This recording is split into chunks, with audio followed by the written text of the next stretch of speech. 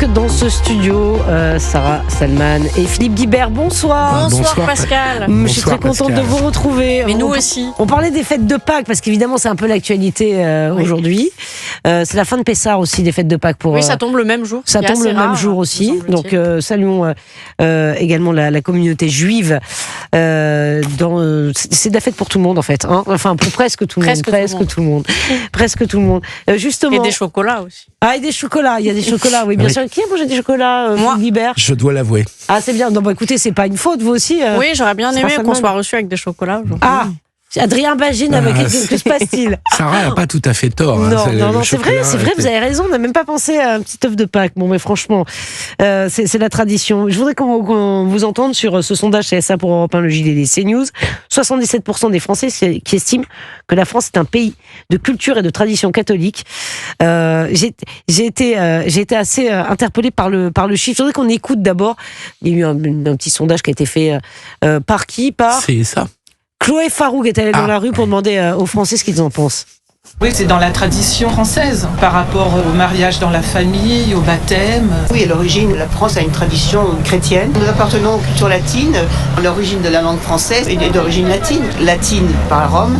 Nous sommes juifs, mais je vais vous dire, la France, c'est le pays qui a implanté le catholicisme en Europe. C'est les églises, c'est les clochers dans tous les villages de France. On habite à côté d'une grande église. Quand les cloches sonnent, on sait que c'est la messe, on sait que c'est un événement. C'est la France, quoi. La France, c'est ça. La France, c'est ça. Non, mais je disais tout à l'heure à Jules Torres, qui travaille au JDD, 77% des Français, je redis la phrase, estiment que la France est un pays de culture et de tradition catholique. Ça veut dire que quasiment... 3 sur 4. Ouais, voilà, 3 sur... Non, mais d'accord, mais les autres, ils pensent quoi? Les derniers cas. Non, mais ça m'étonne, non? Ils pensent quoi? Mais en fait, c'est pas être pour ou contre, c'est un fait objectif, c'est un constat. Donc là, c'est pas du tout une opinion sur. Enfin, la question, pour moi, il y a même pas de question. C'est simplement un constat. Partagez-vous ce constat, oui ou non? Ceux qui le partagent pas, je sais pas quelle justification et quels arguments ils peuvent donner pour expliquer qu'ils ne sont pas d'accord avec cette phrase. Là, je crains que ce soit une perte de culture historique. Non, c'est idéologique. C'est idéologique. Il y a une partie de la France insoumise, notamment Antoine Léaumont, on en reparlera, qui dès qu'on dit le mot culture judéo-chrétienne, c'est un gros mot qu'il faut bannir. Donc, Sarah, c'est un fait historique. Oui, c'est un constat. C'est baptême de Clovis. Voilà, c'est une tradition. Les racines chrétiennes de la France sont pas discutables. Mais je comprends pas, ça m'a dépassé. On peut penser ce qu'on veut de la religion, mais c'est autre chose. Mais la culture, les origines, l'héritage chrétien, il est évident. Je pense que c'est le mot qu'ils veulent bannir, par exemple, à la fin, pour les fêtes de fin d'année, vous en avez qui disent bonne fête de fin d'année et pas joyeux Noël. Bien sûr. Là, pour Pâques, vous avez joyeux printemps. Enfin, je sais pas ce que c'est, mais je pense que c'est joyeux printemps. Vacances de printemps. Les vacances de printemps, c'est plus en fait, on bannit bannit certains mots à connotation catholique avec les racines chrétiennes. Donc, il y a une volonté, une idéologie déconstructrice pour nier ce patrimoine judéo-chrétien. C'est un peu ridicule parce que voilà, c'est un fait historique. Après, chacun a l'attitude qu'il souhaite vis-à-vis de la religion catholique en l'occurrence. C'est pas une question de religion. Vous avez raison, c'est historique. C'est historique, c'est purement historique. Et je trouve qu'en plus, on n'a jamais, même si on est critique à l'égard de cet héritage, on a le droit d'être critique par rapport à une religion, et de toutes les religions d'ailleurs, je trouve que c'est toujours idiot de vouloir effacer ses racines. Les racines, elles existent, c'est un fait historique. Mais c'est pour ça que j'étais très surprise. On prend chacun, chaque citoyen étant à plus ou moins de distance avec la religion et avec les religions de manière générale. Mais c'est peut-être de l'inculture. En fait, vous avez raison, c'est peut-être de l'inculture. Il y a aussi une part d'inculture. Non, mais c'est pas possible. La France a grandi. On a des églises dans tous nos villages, dans toutes les villes de France. Il y a des églises. Alors c'est vrai qu'on est un pays. Elles sont toujours là, les églises. Sarah Salman, pardon. Non, mais on en a de moins en moins qui fonctionnent. C'est Stéphane Bern qui lançait, je crois, un appel il y a quelques mois. Mais il y en a tellement, effectivement, il faut entretenir dans les villages qui ont besoin d'être rénovés et il manque de l'argent pour les rénover. C'est vrai qu'on est devenu un pays sécularisé. Je crois que dans les dernières enquêtes de l'INSEE, il y a 50% de non-croyants. 50% de non-croyants. Je crois que c'est une bascule assez historique qui couronne une évolution où clairement là, dans la société qui s'est sécularisée, c'est-à-dire où la religion n'a plus du tout la même place structurante qu'avant dans l'organisation de la société, il y a moins de croyants, c'est un fait. Mais ça n'empêche pas que les racines et les héritages culturels, parfois même inconsciemment, on ne se rend pas compte. On se rend compte quand on voyage. Mais c'est-à-dire que même quand on est non-croyant, quand on voyage dans un pays qui a un autre héritage, une autre culture, on se rend compte qu'il y a des choses qu'on trouve bizarres et qu'on trouve assez étonnantes. Oui. Et donc, je trouve qu'on gagne à reconnaître cet héritage. Au contraire, accessoirement, ça nous donne un accès à la culture, à la haute culture, qu'elle soit musicale, ou pensez à Bach si vous ignorez qu'il y a du christianisme derrière, tout ça, c'est un peu gênant. Et puis je parle même pas de toute la peinture et de toute la sculpture de nos églises et de nos cathédrales et de tout ça. Oui, vous dites qu'il y a de moins en moins de personnes croyantes et les chiffres sont là, mais il y a aussi de plus en plus de baptêmes. C'est un sondage qui est tombé, je crois, ce matin.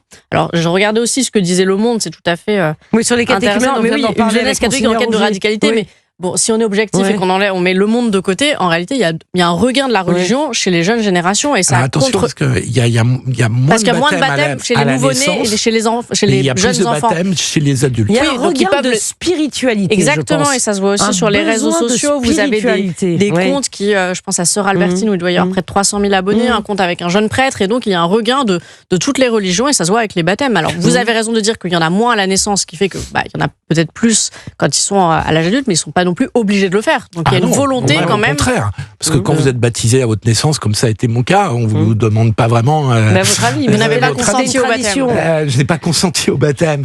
Mais quand vous le faites à 30 ans ou à 35 ans, évidemment que c'est un choix. C'est un vrai engagement. C'est un vrai choix, il y a un vrai engagement et c'est parfaitement respectable. Oui, puis ça se fait pas comme ça. Vous êtes baptisé quand vous êtes petit, on vous demande pas votre avis, mais après c'est 2 ans de. Vous êtes assez jeune. Je pense que c'est une conversion, c'est ça le baptême. Ça dépend. Alors, si vous étiez dans une autre religion et que vous devenez catholique, ça s'appelle une conversion. Mais entrer en... et donc j'imagine qu'il y a des cours et qu'il y a tout un processus. Dans la religion catholique, avant d'être baptisé, vous êtes dans les limbes. Si il y a une tragédie et que le bébé décède, il est dans les limbes. Et donc il ne peut pas accéder au paradis. Mais avant le baptême, quand on est adulte, j'imagine qu'il y a plein de cours à faire et que c'est une vraie démarche. Bien et sûr, c'est pas juste un baptême. Je pense que c'est moins difficile que dans d'autres religions. Le judaïsme, c'est très difficile. Le judaïsme, c'est très difficile. La religion musulmane, c'est extrêmement facile. Il n'y a aucune formalité. En gros, vous signez un papier. C'est ça. Il n'y a pas de cours particulier à prendre ? Non, je crois pas. Je crois pas. J'ai pas expérimenté, mais d'après ce qu'on m'a dit, il y a un papier à signer. Il suffit effectivement de faire une déclaration. En revanche, pour renoncer à la religion musulmane, c'est un peu plus compliqué. Et dans ce contexte, Antoine Léaumont, donc député LFI, souhaite supprimer certains jours fériés crétins pour en créer un nouveau. Pour en créer un nouveau, pour célébrer la Commune de Paris. Écoutez. Le 1er mai, moi, c'est un jour qui est un jour sacré pour nous. Donc il faut pas changer la loi. C'est la fête des travailleurs. Déjà, moi, s'il faut supprimer des jours fériés, il y en a un certain nombre d'autres qui sont associés à la question de la religion qu'on pourrait éventuellement modifier. Il y a quand même d'autres jours à modifier. Non, mais je laisse libre. Moi, je propose d'en rajouter. Là, j'ai déposé une proposition. Rajouter des jours fériés. Moi, j'ai déposé une proposition de loi pour faire un jour férié en plus le 18 mars, qui est le point de départ de la Commune de Paris. Voilà. Pourquoi une proposition? Mais parce que ça n'a aucun sens. Oui, mais on peut mettre des jours fériés tous les jours dans ce cas-là. C'est vraiment. Il y a une logique un peu partisan du moindre effort. Vous voyez, je veux travailler le moins possible. On va mettre plein de jours fériés, alors qu'il y en a quand même beaucoup. C'est supprimer des jours fériés existants. Uniquement s'ils sont chrétiens. Catholiques et chrétiens. S'ils sont chrétiens, il faut les supprimer. Il faudrait donc tous les supprimer et les remplacer par d'autres jours fériés décidés de façon arbitraire et aléatoire. Enfin, je trouve que ça n'a pas beaucoup de sens. Honnêtement, ça n'a pas beaucoup de sens. Non, je crois pas non plus que c'est beaucoup de sens. Parce que si on doit prendre toutes les grandes dates de l'histoire de France, on va passer une année fériée parce que l'histoire de France est suffisamment riche pour qu'on puisse célébrer. Je sais pas, on pourrait dire le 18 juin 40. Allez hop, c'est jour férié. Enfin, je sais pas. Non, mais on peut mettre tout et n'importe quoi. Donc tout ça n'a pas beaucoup de sens. La commission Stasi qui s'était réunie à l'initiative de Jacques Chirac, qui est à l'origine de la loi interdisant les signes ostentatoires, pas simplement religieux d'ailleurs, à l'école, avait proposé d'ajouter 2 jours fériés. Un jour pour Yom Kippour et un jour pour, je crois, la fête de l'Aïd.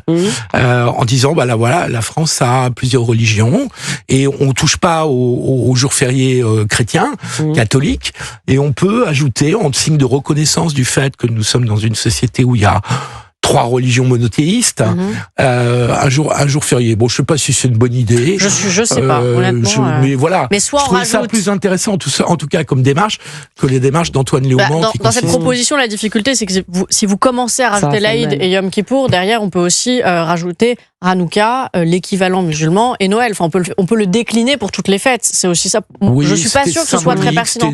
Oui, mais Hanouka, ça serait symbolique aussi. Oui, on pourrait prendre Au bout d'un moment, on se dirait pourquoi il y a une seule fête où il y a tout et pas les autres.